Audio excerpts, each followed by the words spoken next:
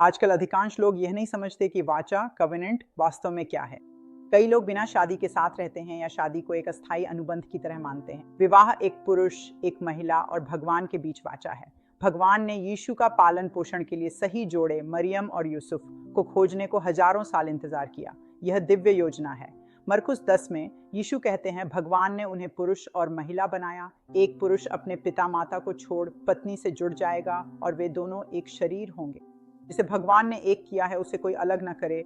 इफिसियों 5:22 से 33 में पौलुस बताते हैं कि पत्नियों को पतियों के अधीन रहना चाहिए जैसे वे प्रभु के अधीन रहती हैं। पतियों को अपनी पत्नियों से वैसे ही प्रेम करना चाहिए जैसे मसीह ने कलीसिया से किया, बलिदान पूर्वक, बिना शर्त। आगे कहा गया है कि पतियों को अपनी पत्नियों का पोषण और देखभाल उसी तरह करनी चाहिए जैसे वे अपने स्वयं के शरीर की करते हैं। दोनों एक शरीर बनते हैं। वह एकता रहस्य और शक्तिशाली है। इसका मतलब नहीं कि पुरुष हावी होता है, बल्कि वह आत्मिक रूप से नेतृत्व करता है, परिवार को प्रार्थना में ढंकता है और पत्नी संग एकता में कार्य करता है।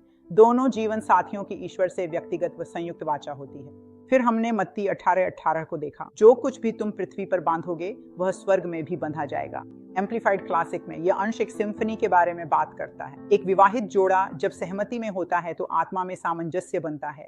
जैसे ऑर्केस्ट्रा में वाद्य यंत्र अलग अलग ट्यून होते हैं, लेकिन जब कंडक्टर उन्हें साथ लाता है तो परिणाम एकता और शक्ति होता है। आत्मिक रूप में विवाह में सहमति इसी तरह दिखती है। हम फिलिप्पियों 2:2 पर भी गए, एक ही मन के रहो, एक ही प्रेम रखो, एकता में और एक ही सोच में रहो। वह एकता एक विवाहित जोड़े को प्रभावी रूप से प्रार्थना करने, शत्रु को बांधने और विजय में चलने की अनुमति देती है। विभाजन उस शक्ति को तोड़ देता है। कलह शैतान को आपके घर में कानूनी रूप से प्रवेश करने का अधिकार देता है। याकूब में लिखा है कि जहां कलह होती है वहां भ्रम और हर प्रकार का बुरा काम होता है। 2 तीमुथियुस 2 के 23 से 26 में चेतावनी है कि प्रभु के दास को कलह नहीं करनी चाहिए, क्योंकि कलह शत्रु को लोगों को अपनी इच्छा से बंदी बनाने देती है। शैतान छोटी बातों पर झगड़े भड़काना पसंद करता है और इन्हीं बातों से विभाजन और विजय पाता है। ये मूर्खतापूर्ण लगता है लेकिन काम करता है।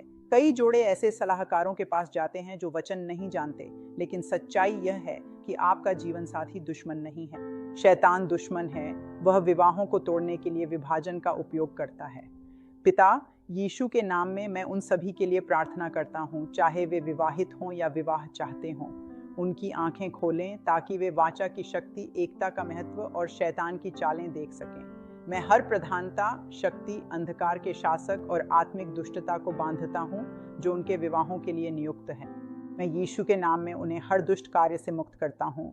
मैं विवाहों में पुनर्स्थापन, मेल मिलाप और प्रेम की लौ पुनः जलाने की घोषणा करता हूँ। उनका प्रेम और मजबूत हो। मैं उनके विवाहों को यीशु के नाम में चंगा और संपूर्ण घोषित करता हूँ। आमीन।